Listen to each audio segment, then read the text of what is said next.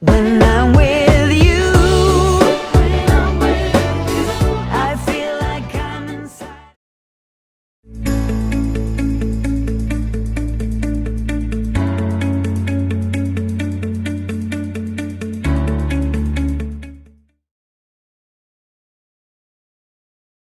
Sampaikan.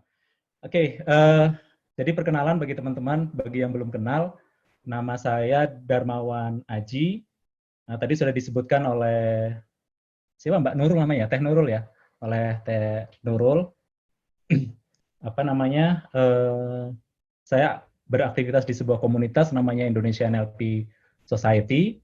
Nah, komunitas Indonesia NLP Society ini sebuah komunitas praktisi dan pembelajar NLP. Nah, NLP ini Neuro Linguistic Programming, sebuah disiplin ilmu yang membahas keterkaitan antara pikiran, bahasa, dan pemrograman. Pemrograman itu maksudnya perilaku. Artinya kalau misalnya kita ingin belajar mengelola diri lebih baik, mengelola perilaku, kemudian mengelola pikiran, mengelola bahasa kita dengan baik, kita akan lebih mudah melakukannya kalau kita menguasai ilmu NLP ini. Nah, tadi juga sudah sempat dikenalkan, saya nulis beberapa buku, mungkin sebagian dari teman-teman punya bukunya. Ini buku yang pertama saya, judulnya Hypno Writing. Cuma mungkin yang ini udah susah nih, udah susah dicari gitu ya. Ini buku yang pertama, ini buku yang kedua, judulnya Hypno Selling. Hypno Selling. Kalau yang senang jualan sih wajib punya dua buku ini nih, yang senang jualan gitu ya. Kemudian ini buku ketiga saya, Life by Design. Ini buku keempat, Productivity Hack. Dan yang ini adalah buku yang terakhir, Mindful Life. Nah, sekarang insya Allah dalam proses untuk mengerjakan buku yang ke-6 insya Allah. Oke, di kelas virtual kali ini, kita akan membahas tentang apa yang dimaksud dengan mindfulness. Kemudian kenapa mindfulness itu penting bagi kita, dan bagaimana kita mempraktikannya di dalam kehidupan kita sehari-hari. Nah, ini menarik. Kenapa menarik? Karena kita ini hidup di era digital, era informasi yang mengagung-agungkan kecepatan. Jadi sesuatu yang cepat itu dianggap baik, sesuatu yang cepat itu dianggap sesuatu yang hebat gitu. Nah, hal seperti ini itu punya efek. Apa efeknya? Efeknya itu adalah kita jadi serba terburu-buru untuk melakukan sesuatu. Kita pengen mengerjakan sesuatu itu cepat, pengen mengerjakan sesuatu itu tuntas dalam waktu sesingkat-singkatnya. Mirip-mirip hukum ekonomi lah. Kalau hukum ekonomi kan bagaimana kita mendapatkan keuntungan sebesar-besarnya dengan modal sekecil-kecilnya. Nah, di zaman sekarang kita juga mengagungkan hal-hal yang seperti itu. Kita pengennya mengerjakan banyak hal secepat-cepatnya dalam waktu yang sesingkat-singkatnya gitu. Efeknya apa? Efeknya kita bekerjanya itu nggak bekerja yang sepenuh hati, mengerjakan sesuatu itu pengennya cepat selesai, cepat tuntas, sehingga kita akhirnya menghasilkan produk-produk, hasil-hasil karya-karya yang bisa dibilang dangkal gitu, dangkal. Ya misalnya teman-teman yang ngerjain skripsi, pengennya kan cepat beres gitu ya, dan sebagainya gitu. Akhirnya hasil skripsinya dangkal. Bikin artikel buru-buru, pengen cepat selesai, akhirnya hasilnya juga dangkal, tidak dalam gitu. Nah, efeknya seperti itu. Jadi terburu-buru melakukan sesuatu ini sangat terkait dengan hasil kualitas yang kualitas yang rendah gitu. Efeknya seperti itu. Efek lainnya adalah ketika kita mengagung-agungkan kecepatan, kita itu cenderung untuk mengerjakan banyak hal dalam satu waktu. Misalnya apa misalnya? Lagi makan, sambil scrolling IG, sambil jawab-jawab chat, sambil nonton drama Korea, dan lain sebagainya. Campur-campur gitu, melakukan banyak hal dalam satu waktu. Efeknya apa? Efeknya kita jadi tidak menikmati aktivitas yang kita lakukan. Tidak menikmati aktivitas yang kita lakukan. Ketika kita tidak menikmati aktivitas yang kita lakukan, wajar kalau misalnya akhirnya kita jadi nggak bahagia dengan hidup kita gitu. Karena seakan-akan hidupnya itu bangun pagi, terus tiba-tiba udah malam lagi gitu. Karena kita ngerjain banyak hal sekaligus gitu. Nah, inilah sebabnya mungkin yang menyebabkan konsep mindfulness ini di era yang penuh dengan kecepatan seperti saat ini um, menjadi populer karena ada kebutuhan orang untuk hidup lebih tenang, menikmati hidup dan lain sebagainya. Mereka sudah bosan dengan sesuatu yang serba cepat gitu. Saya izin share materi yang sudah saya siapkan. Ini adalah materi yang sudah saya siapkan. Sebentar.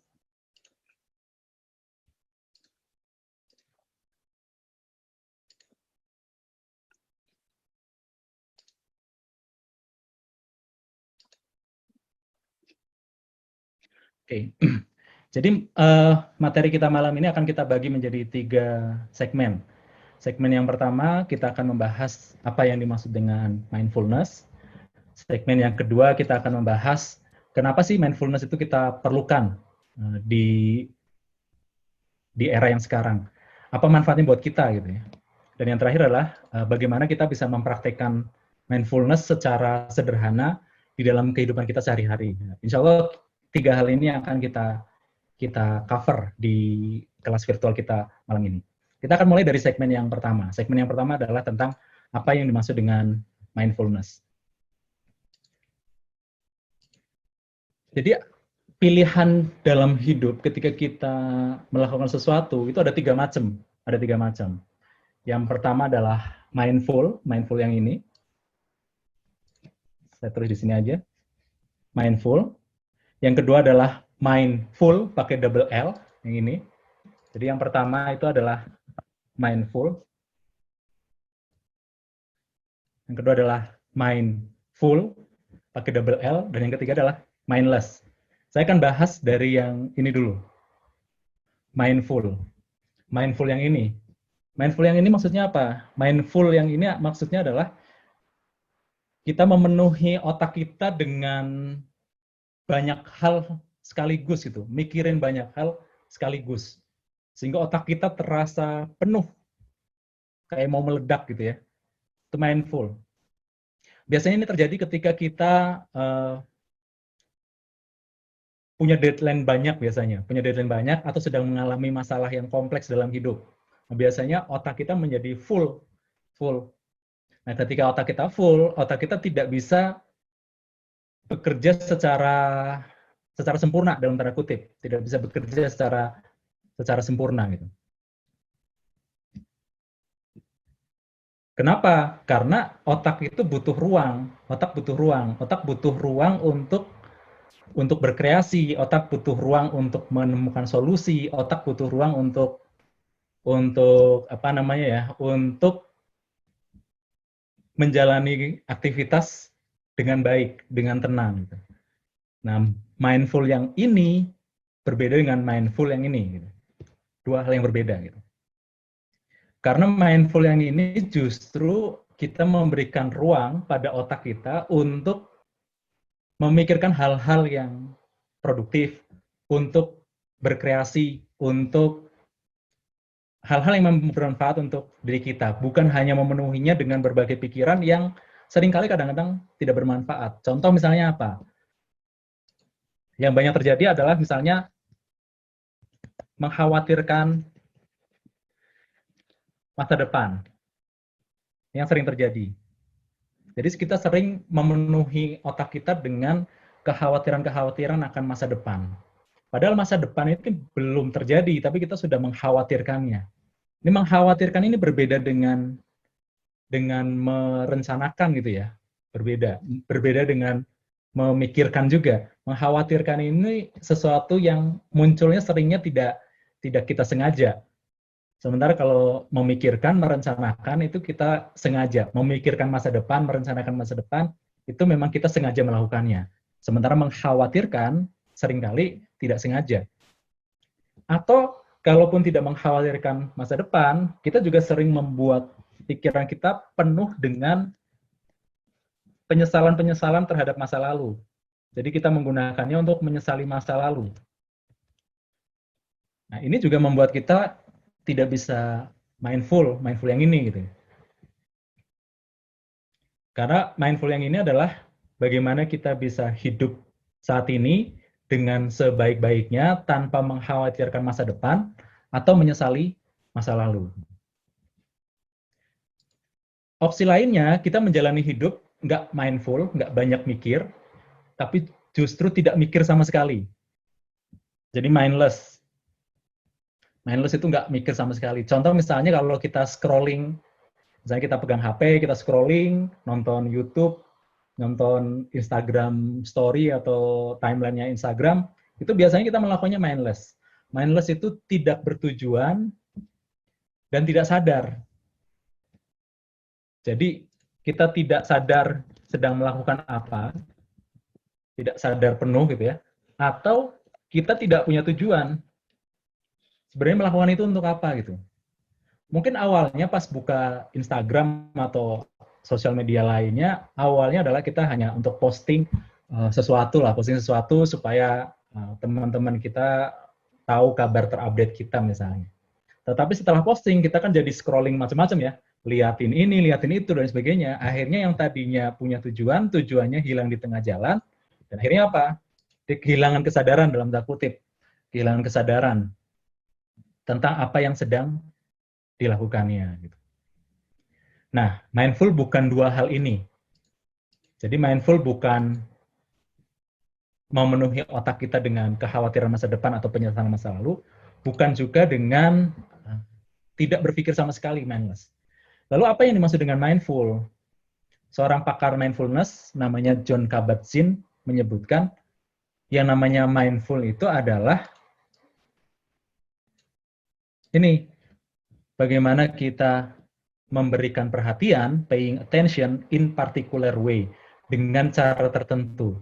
Jadi yang namanya mindful ini adalah tentang bagaimana kita memfokuskan perhatian, memfokuskan atensi dengan cara tertentu. Cara tertentu yang dimaksud oleh Jon Kabat-Zinn seperti apa? Ada 3 setidaknya kata dia, ciri-cirinya.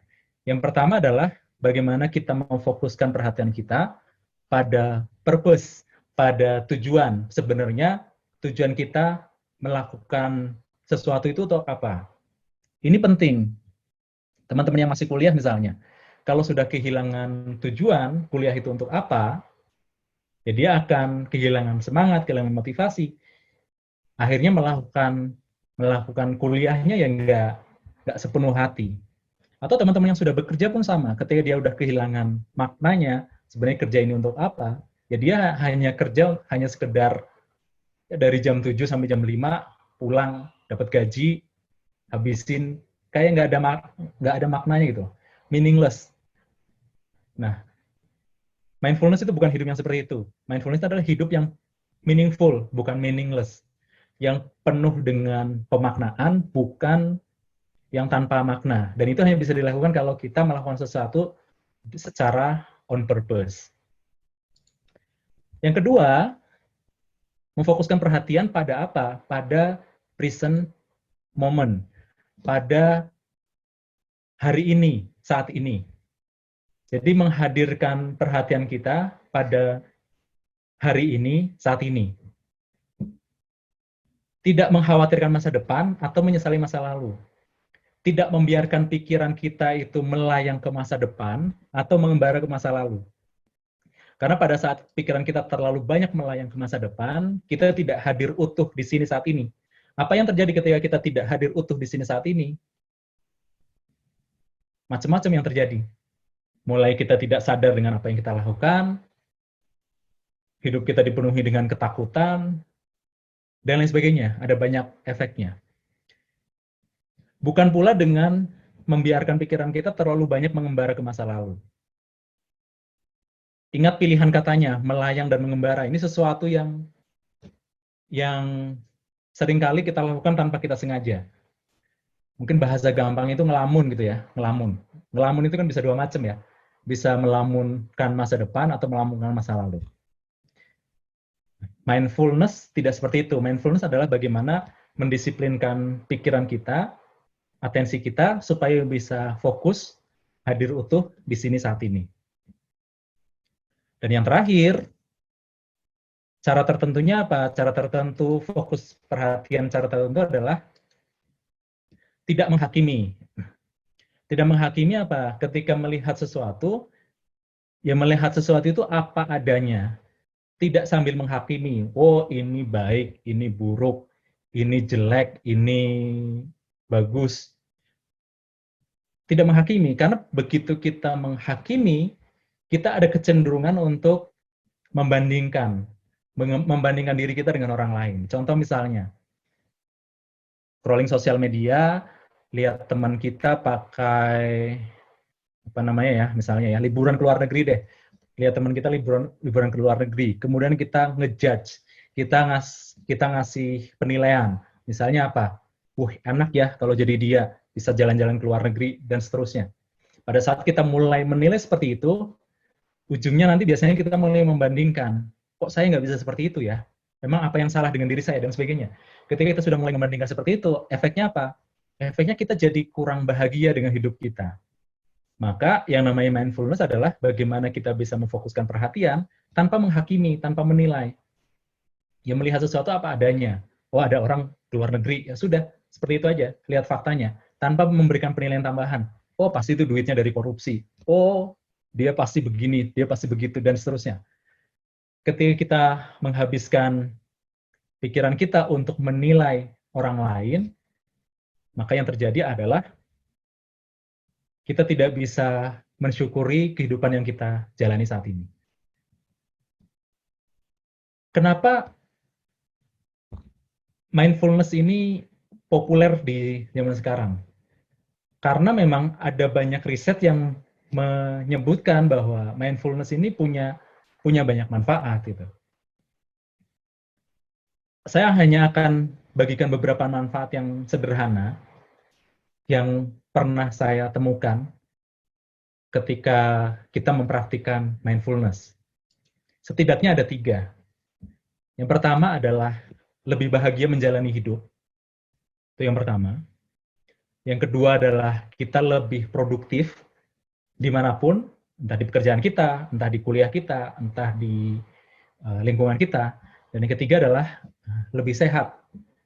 Kenapa lebih sehat? Karena dengan mindfulness ini kita bisa menenangkan diri, stres kita turun. Karena pikiran dan tubuh ini kan saling terkait ya, saling terkait. Artinya kalau pikiran kita stressful, maka biasanya kerasa tuh ke tubuh.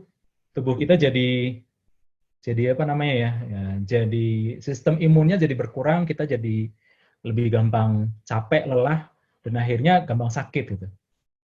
Nah, kenapa mindfulness bisa bikin orang lebih bahagia? Ini ada kaitannya dengan riset dari Matthew Killingsworth. Jadi Matthew Killingsworth menjelaskan dia melakukan riset ke 150 responden.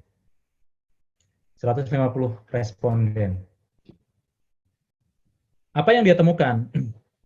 Dia temukan seperti ini.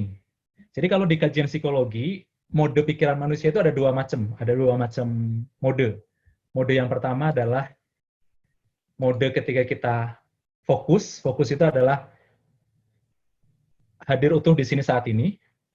Yang kedua adalah mode defocus. Defocus itu wandering mind alias melamun. Ternyata menurut Matthew Killingsworth, kita itu bahagia ketika kita fokuskan perhatian kita di sini saat ini. Bukan ketika membiarkan pikiran kita melamun, entah melayang ke masa depan, mengembara ke masa lalu. Entah dengan mengkhawatirkan masa depan atau menyesali masa lalu. Ternyata ketika kita menghabiskan waktu kita untuk melamun, itu membuat kita tidak bahagia. Dan menariknya, menurut hasil risetnya Matthew Killingsworth, 47% waktu kita sebagian besar kita gunakan untuk ini, untuk melamun. Bangun tidur, ngelamun, di tengah-tengah kerjaan ngelamun, mau tidur lagi ngelamun, dan seterusnya gitu. Akhirnya apa efeknya? Efeknya ya kita jadi kurang bahagia menjalani hidup kita. Kemudian manfaat yang kedua kita menerapkan mindfulness adalah lebih produktif, lebih produktif. Kenapa bisa lebih produktif? Karena pada saat kita mempraktikkan mindfulness, fokus kita akan terlatih. Orang akan produktif kalau dia bisa mengarahkan fokusnya pada hal-hal yang produktif. Orang akan lebih produktif kalau dia bisa memfokuskan perhatiannya pada hal-hal yang bermanfaat bagi dirinya. Jadi kenapa juga bisa produktif? Karena seseorang yang mempraktikkan mindfulness, dia akan melakukan sebuah pekerjaan secara single tasking. Single tasking maksudnya apa? Single tasking adalah fokus mengerjakan satu hal satu waktu. Ini adalah lawan dari multitasking. Nah, banyak orang menganggap multitasking itu mempercepat pekerjaan. Hasil riset ditemukan bahwa ternyata tidak. Ternyata multitasking itu justru memperlambat pekerjaan dan menurunkan kualitas hasil kerja. Multitasking. Kecuali multitasking untuk pekerjaan-pekerjaan yang tidak terlalu penting. Untuk multitasking itu tidak bisa dikerjakan untuk pekerjaan yang penting. Contoh misalnya pengawas bandara, itu nggak boleh multitasking. Jadi mengawasi lalu lintasnya pesawat, sambil misalnya main game, sambil cek sosial media, itu nggak boleh. Karena apa? Begitu dia meleng gitu ya, meleng itu teralihkan, kemudian ada kejadian, itu akan susah. Risikonya besar itu. Sehingga kalau kita lihat pekerjaan-pekerjaan penting pasti single tasking. Dokter bedah itu pasti single tasking, nggak mungkin dokter bedah itu multitasking. Ngebedah sambil jawab chat gitu ya, atau ngebedah sambil nonton YouTube, itu nggak mungkin itu. Nah, pertanyaannya gini, pekerjaan yang kita lakukan saat ini itu pekerjaan penting atau enggak? Kalau pekerjaan penting, maka usahakan single tasking. Kalau pekerjaan yang nggak penting, multitasking silahkan lah. Tapi kalau pekerjaan itu pekerjaan penting, single tasking. Begitu kita single tasking, mengerjakan satu hal satu waktu, kita akan lebih produktif.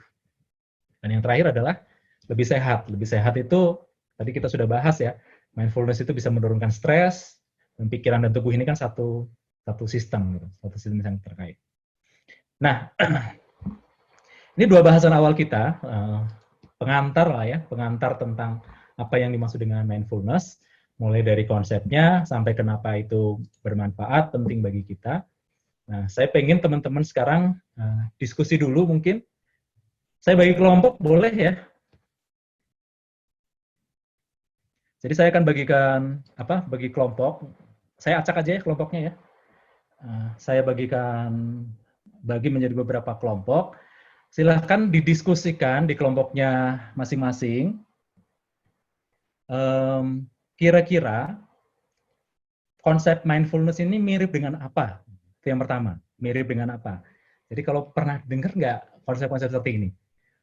Mirip dengan apa? Yang kedua adalah selain konsep mindfulness ini mirip dengan apa, silakan didiskusikan. Selama ini sudah mulai mempraktekkan mindfulness atau belum? Kalau sudah, rasanya seperti apa? Kalau belum, kira-kira rasanya seperti apa?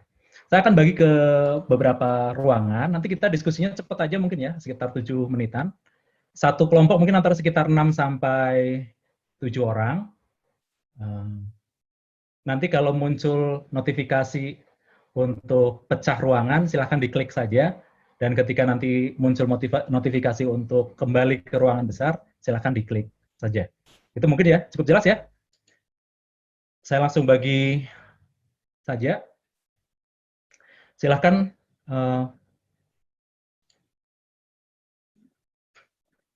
silahkan masuk ke kelompoknya masing-masing. Oke, sudah masuk semua? Sudah. Masing-masing ya. Sorry, ke ruangan utama, ke ruangan masing-masing. Ada yang mau sharing tadi hasil diskusinya? Satu atau dua orang boleh? Yang lain boleh di mute sendiri-sendiri ya. Monggo siapa duluan yang mau sharing? Perwakilan aja, satu Satu ruang, satu orang. Silahkan. Siapa dulu? Mas Mail kayaknya rame nih. Tadi saya sempat nengok. Ya, siap. Saya jatuh ya, Kang. Mangga. Silakan, Kang. Jadi kalau dari kelompok 1 bilang kalau mindfulness itu emang sih kita ngawalnya meditasi. Terus ada yang beri insight kalau misalnya sholat dan ngaji pun mindfulness gitu. Karena kan kita harus fokus. Yang pertama itu. Oke. Terus yang kedua, selama ini udah ada yang praktikin mindfulness atau enggak. Dari kami ada yang sudah, ada yang belum juga gitu. Tapi ada juga yang bilang conditional aja gitu, harus mindfulness setiap saat gitu. Jadi kondisinya gimana harus mindfulness, kondisinya enggak mindfulness gimana gitu. Gantung kondisi jadinya. Ya gitu, di kelompok 1 mah. Oke. Perwakilan kelompok lain boleh? Pengen dong. Boleh, silakan. Oke. Bismillah ya. Saya Firdaus dari perwakilan kelompok. Jadi itu kelompok berapa ya? Nggak tahu. Kelompok 7 kalau nggak salah. Jadi konsepnya mindfulness ini mirip sama Ikigai, sama juga konsep khusyuk di agama Islam. Kayak gitu. Itu. Nomor 2, jadi di kelompok kita belum ada yang ngelakuin hal kayak gitu. Ada juga, emang dia bawaannya nggak bisa multitasking gitu. Tapi belum ada yang kayak udah pernah belajar ataupun nyobain si mindfulness ini.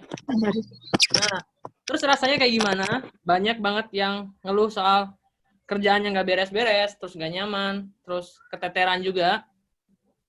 Terus tujuannya nggak sampai, jadi waktu udah belum finish, ganti-ganti gitu. Karena terdistrak gitulah intinya. Terus yang paling sering banget tuh pas buka Instagram. Ketika tujuan awal tuh mau apa sih? Nah, pas buka, kok malah ngelakuin yang lain dan itu tuh makan spend waktu banget kan, kayak gitu.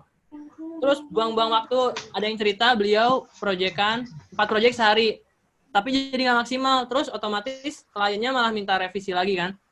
Nah itu tuh malah buang waktu, bukannya mempercepat waktu. Dan itu tuh kita sepakat bahwa apa yang Coach Aji tadi sebutin tuh kayak nyeritain banget, maksudnya kayak lah kok Coach Aji udah tahu duluan, ternyata saya kayak gitu. Kayak gitu. Dan stres juga. Terima kasih Coach dari kelompok 7 kayak gitu sih. Oke, terima kasih Matur nuwun. Kelompok lain ada yang Aku dong. Silakan. Mantap Lukman. Jadi siapa? Mangga, Siapa Coach? Mangga. Oke. Dari Bismillah, dari kelompok 6 sudah mendiskusikan dan kali ini akan share infonya. Yang pertama itu tentang apa tadi ya? Konsep mindfulness mirip dengan apa? Kita nggak kepikiran, dan yang kita baca itu tentang meditasi seperti itu. Lanjut yang kedua itu kita udah ngelakuin prakteknya atau belum? Dominannya belum, karena kita cuma ngelakuin aktivitas biasa aja gitu. Ada juga yang fokus ke satu aktivitas, ada juga yang multitasking gitu. Jadi 50-50 lah, ada yang multitasking. Tapi dominan sih banyaknya multitasking gitu, Coach. Dan kalau multitasking itu hasilnya nggak akan maksimal. Seperti itu sih inti dari diskusi kelompok kita tadi. Oke, terima kasih Teh. Kang Lukman jadi Coach insya Allah. Bismillah. Jadi konsepnya tadi kita dapat 2 ya. Yang pertama karena khusyuk. Konsepnya mirip sama konsep khusyuk. Yang kedua dapat konsepnya sama kayak konsep manajemen fokus, katanya dari waktu pematerian Bang Faruk ya, katanya kemarin tuh. Terus yang konsep khusyuk kenapa? Karena gini. Di Islam kan diajarkan ya, setiap ibadah tuh harus khusyuk. Karena kalau nggak khusyuk, kita nggak bakal dapat apa yang kita inginkan. Akhir dari itu kan sebenarnya ridha Allah ya. Tapi sebelum nyari ridha Allah kan berarti kita harus khusyuk dulu agar bisa bahagia gitu. Intinya mah kita dapat poin agar bisa bahagia dulu. Seperti yang tadi disebutkan sama Coach. Terus kenapa sih bisa khusyuk? Orang bisa khusyuk gara-gara dia sadar apa yang dilakuin dan dia mau gitu. Kayak misalkan kita khusyuk lagi main bola. Kenapa kita main bola khusyuk? Gara-gara kita pengen menang gitu loh. Nah, makanya poin khusyuk itu harus didapatkan dalam setiap aktivitas. Mirip sama konsep mindfulness itu sendiri. Terus yang kedua, tadi dilakuin nggak sih? Sebenarnya mungkin kita semua pernah ngelakuin konsep khusyuk ya, khususnya di bulan Ramadan. Kan jarangnya orang-orang pas di bulan Ramadan ini ibadahnya nggak khusyuk, terlebih di 10 malam terakhir. Apalagi pas lagi imam taraweh dan bacaannya tuh ngena gitu. Pasti banyak orang-orang dari kita yang lagi baca Ar-Rahman kah atau baca surat-surat lain, nggak ngerasa itu netes sendiri air matanya. Dan di situ poin mindfulness yang ada. Sebenarnya pernah, tapi kadang-kadang kita nggak ngerasain gitu loh. Dan akhirnya gara-gara tadi coach bilang, kita lebih kayak, oh ternyata konsep mindfulness itu sama kayak khusyuk loh. Dan yang kedua sama kayak manajemen fokus, sehingga kita semua bisa mengatur apa yang kita inginkan tuh dengan pikiran-pikiran kita yang lebih fokus dan khusyuk. Gitu, coach. Oke, hatur nuhun Kang Lukman. Satu orang lagi dong terakhir, boleh? Yang di luar ruangan juga boleh, tadi ada yang di luar ruangan. Nggak masuk ruangan mana-mana gitu. Tadi yang pakai tiba-tiba Ramadan. Ini coach, Mangga, bismillah, dari kelompok 2. silakan Kang. Jadi menurut kelompok 2 yang pertanyaan nomor 1 ya, konsep apa yang mirip sama mindfulness?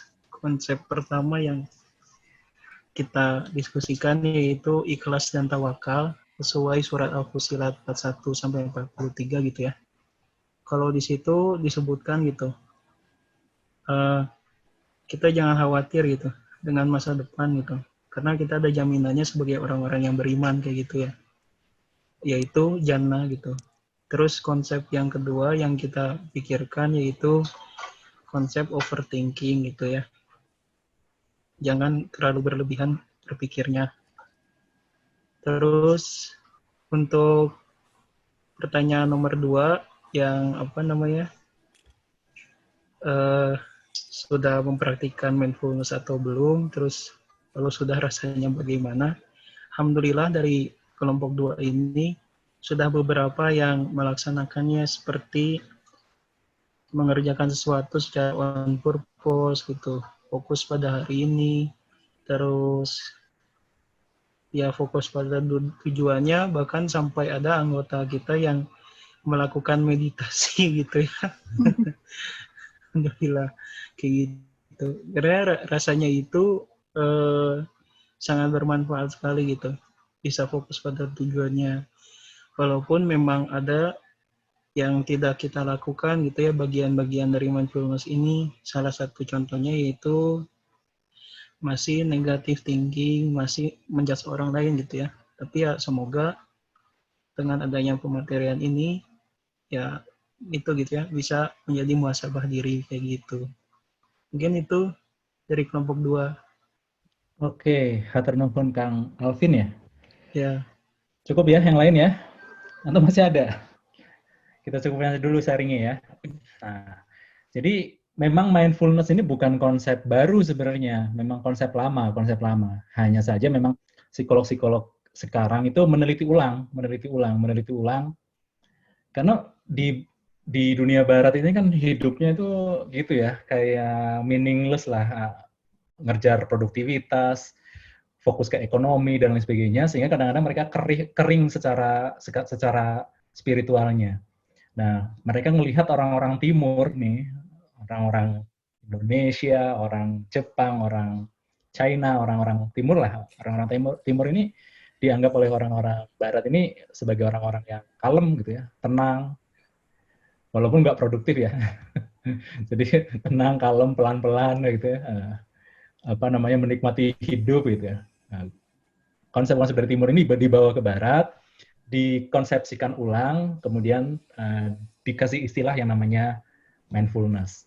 Nah, kalau kita yang muslim ya, kita sudah kenal konsep-konsep semacam ini, mulai dari khusyuk, mulai dari sabar, mulai dari tawakal, dan lain sebagainya.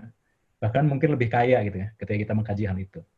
Cuma khas orang Indonesia itu kalau bahasannya itu nggak pakai istilah baru, biasanya nggak tertarik untuk menggali gitu. Tapi begitu pakai istilah baru, mindfulness gitu, jadi pada tertarik pengen tahu gitu.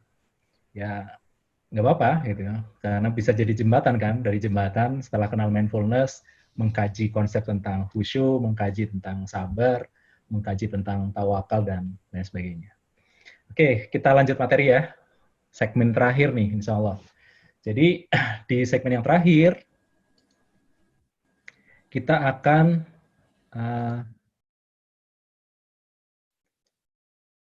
membahas tentang bagaimana cara kita untuk melatih, mempraktekkan mindfulness dalam kehidupan sehari-hari. Tadi saya tertarik di salah satu kelompok itu ada yang membahas tentang bukunya Mas Aji ya, bukan Aji yang ini tapi Aji yang satunya, Aji Selarus, atau sekarang beliau lebih dikenal dengan nama Aji Santoso Puro. Nah, salah satu buku yang membuat saya tertarik untuk belajar mindfulness ya bukunya Mas Aji itu. Beliau punya 2 buku, yang pertama itu Hadir Penuh Sadar Utuh, yang kedua adalah Sejenak Hening. Kemudian tadi juga ada yang mention di satu kelompok buku Filosofi Teras. Nah, Filosofi Teras itu tentang filsafat stoicisme gitu ya, stoicisme. Itu juga bagus, saya rekomendasikan lah buku-buku itu gitu ya. Berkat buku-bukunya Mas Aji dan buku Filosofi Teras itu, saya tertarik untuk menulis buku juga tentang mindfulness dikombinasikan dengan stoicisme. Jadi buku ini sebenarnya terinspirasinya dari 2 buku itu, dari bukunya Mas Aji dan buku Filosofi Teras. Makanya kalau baca-baca ini mungkin akan flashback ke buku-buku itu gitu ya, karena motivasi awalnya dari situ. Nah, sekarang kita bahas teknisnya, bagaimana caranya kita mempraktekkan mindfulness supaya kita bisa praktekkan dalam kehidupan sehari-hari. Ada beberapa hal yang bisa kita lakukan.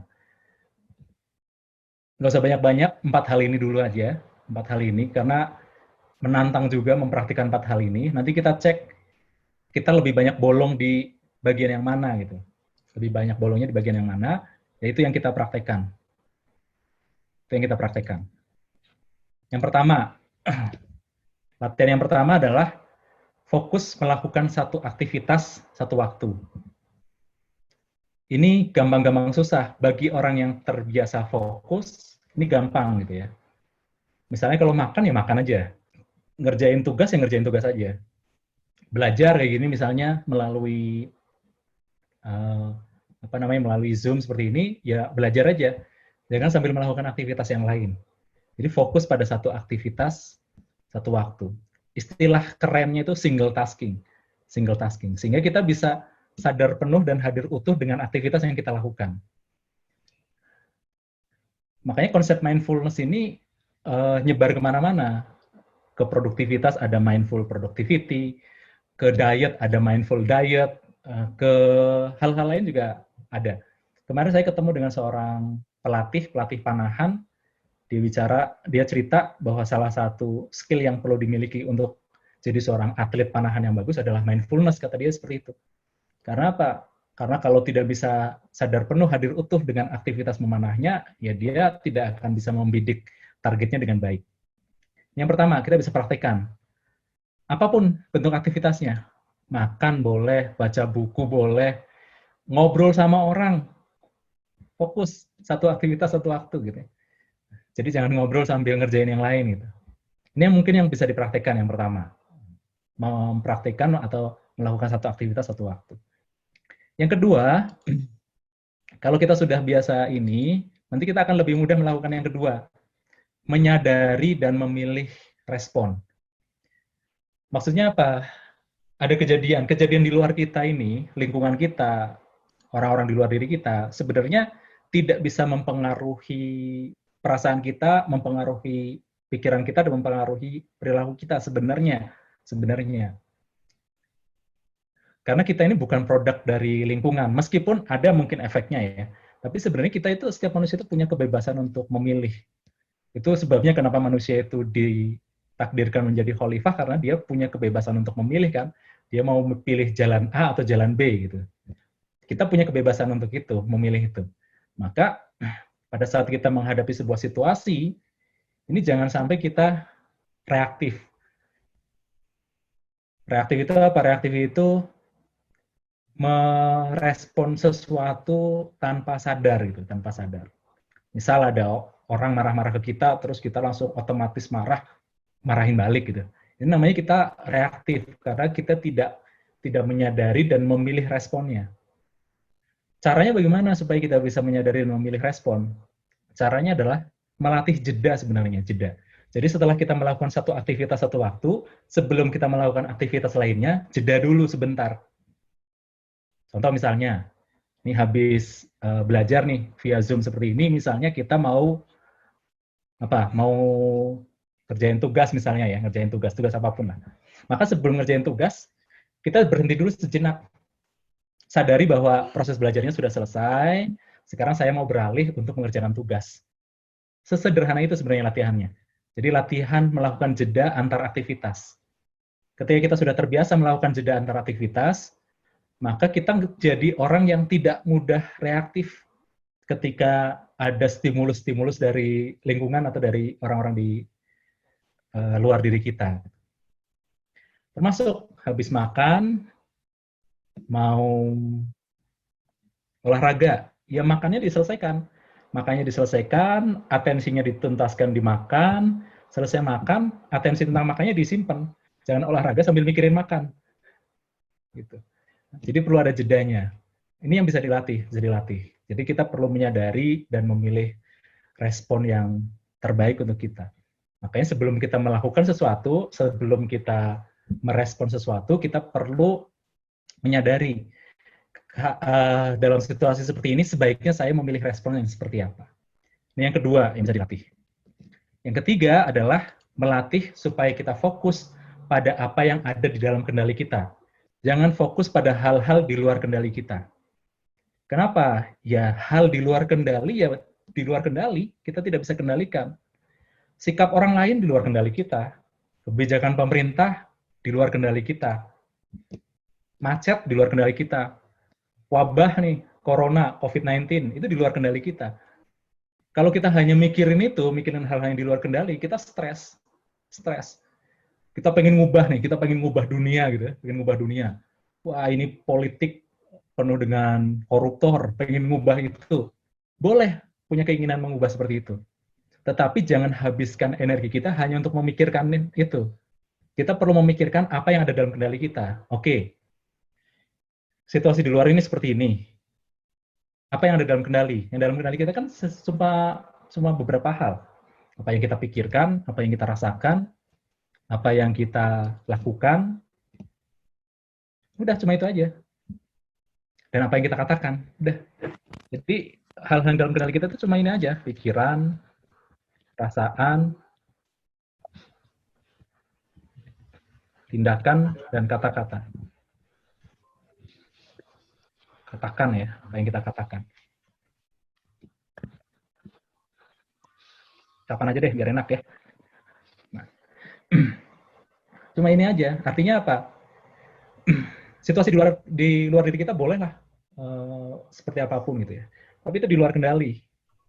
Apa yang bisa kita lakukan? Apa yang bisa kita pikirkan untuk menghadapi situasi seperti itu? Seperti ini. Wabah seperti sekarang misalnya COVID-19. Semua orang kerjanya dari rumah. Kalau kita mikirin terus gitu ya. Kapan ini kita beres, kapan selesai gitu kan. Ya nggak akan selesai gitu kan. Tapi ada yang dalam kendali kita. Apa yang dalam kendali kita? Ya jaga kesehatan, cuci tangan kalau dari luar, pakai masker, itu dalam kendali semuanya gitu. Tetapi kebijakan pemerintah terkait wabah, kemudian virusnya itu sendiri, penyebaran wabahnya dan sebagainya, itu di luar kendali kita. Jangan menghabiskan energi kita untuk mengkhawatirkan hal-hal yang di luar kendali kita. Kita perlu fokus pada hal-hal yang dalam kendali. Karena begitu kita fokus pada hal-hal yang ada dalam kendali kita, nanti sedikit demi sedikit kita akan mempengaruhi hal-hal yang ada di luar kendali kita. Yang terakhir adalah mengenali tujuan dari penciptaan diri. Ini penting, supaya kita hidupnya itu meaningful, bermakna, by purpose kita, dengan tujuan. Nggak sekedar hidup, karena tidak mungkin manusia dilahirkan di atas bumi ini tanpa diberi tugas. Setiap orang pasti ada tugasnya. Setiap orang pasti punya misi gitu kan. Pasti punya misi. Nggak mungkin orang dilahirkan di atas bumi ini tanpa misi, tanpa peran, tanpa tugas tertentu yang harus dituntaskan. Gitu. Yang sederhana, secara general, tugas kita kan dua ya, secara general ya, secara umum. Bagi yang Muslim, satu beribadah, yang kedua jadi khalifah. Tapi ada tugas-tugas yang spesifik. Jadi orang yang bermanfaat, itu tugas kita. Karena itu bagian dari peran kita sebagai khalifah. Pertanyaannya adalah, manfaat spesifik yang kita berikan untuk semesta ini apa? Untuk dunia di sekitar kita ini apa gitu loh. Karena tidak mungkin tugas saya dengan tugasnya Kang Ismail sama, dengan tugasnya Mas Alvin sama, dengan tugasnya Teh Afifah sama. Karena apa? Speknya beda-beda. Spek saya seperti ini. Spek orang lain belum tentu. Nah, kita bisa mengenali tugas kita, misi spesifik hidup kita, itu dengan mengenali spek kita sebenarnya. Spek itu bawaan lahir lah, bawaan lahir kita seperti apa. Ada orang yang dari kecil itu udah keras kepala. Artinya dia mungkin ditugaskan untuk jadi orang yang konsisten, mungkin jadi penegak aturan nanti di depannya. Ada orang yang diberi karunia, bakat, pinter bicara. Ya mungkin itu tugasnya dia untuk menyampaikan kebaikan dengan ucapannya. Ada orang yang lahir itu senangnya mikir. Ya memang mungkin itu tugas spesifik dia, jadi seorang pemikir. Maka kita perlu mengenali spek bawaan kita seperti apa gitu. Dengan mengenali spek bawaan kita seperti apa, nanti kita akan lebih mudah mengenali sebenarnya tugas spesifik kita itu apa. Tentu saja proses mengenali hal-hal semacam ini bukan proses yang ringkas, bukan proses yang singkat, butuh waktu. Mungkin setahun, mungkin 2 tahun, mungkin 10 tahun, mungkin 50 tahun, mungkin sepanjang hidup. Karena proses self-discovery, proses menemukan diri sendiri ini bukan pekerjaan sekali duduk, ini pekerjaan sepanjang hayat gitu. Makin ke sana kita makin mengenali sebenarnya tugas kita, tugas spesifiknya apa. Tugas yang generiknya kita semua tahu lah.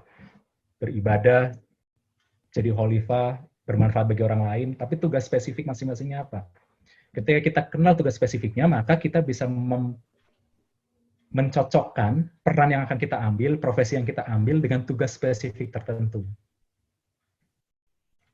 Ketika kita sudah mulai kenal gitu. Ya. Kalau saya lihat kan ini teman-teman ini masih muda-muda semua nih. Perjalanan mudah-mudahan masih panjang ya. Umur nggak ada yang tahu. Tapi perjalanan mudah-mudahan masih panjang. Masih ada waktu untuk mengenali. Sebenarnya saya punya tugas spesifik apa. Kenali itu. Jadi ada 4 hal yang bisa kita latih supaya kita lebih mindful di dalam hidup kita. Yang pertama adalah mengerjakan satu aktivitas satu waktu, berlatih untuk itu. Yang kedua, berlatih menyadari dan memilih respon. Yang ketiga, berlatih untuk fokus pada apa yang ada di dalam kendali. Dan yang keempat adalah berlatih untuk mengenali sebenarnya tujuan penciptaan diri kita itu untuk apa. Mudah-mudahan share materi ini bermanfaat. Kita lanjut dengan diskusi ya. Kita lanjut dengan diskusi. Atau mungkin boleh juga kesan terhadap materi ini seperti apa, bebas lah. Menyampaikan kesan, dapat kesan apa, kemudian mengajukan pertanyaan juga boleh. Itu mungkin dari saya, terima kasih. Saya kembalikan ke siapa nih? Teh Elis atau ke Teh Nurul? Enggak, bebas deh.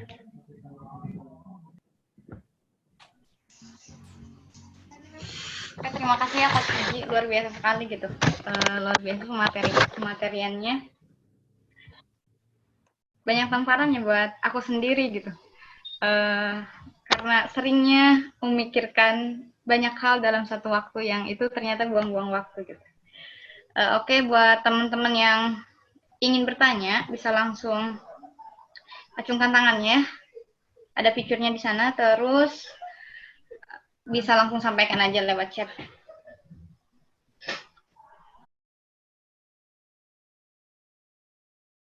When I'm with